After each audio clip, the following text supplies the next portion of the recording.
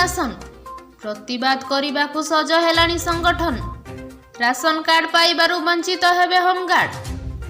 दरमा नुह भत्ता पाउथिबा होमगार्ड को सरकारी चाकरिया कही राशन कार्ड रद्द करने को आरंभ होईछि प्रक्रिया। राज्य सरकार को एही निष्पत्ति पर तेजिलानी राजनीति। विरोधी बीजेडी और कांग्रेस टार्गेट कलेनी बीजेपी सरकार को। राशन कार्ड पाइबारु वंचित हेबे होमगार्ड परिवार।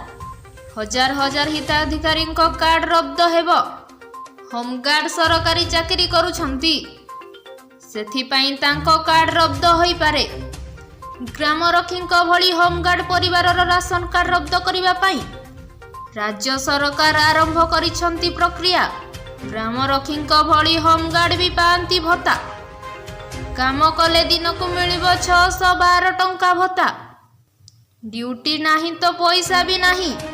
राज्य रे कार्यरत 15,500 होमगार्ड। पूर्व सरकार राशन पाउथिबा बेले एबे कार्ड होइजिबो रद्द। सरकारଙ୍କ एभली निष्पत्ति विरोध करिछंती विरोधी।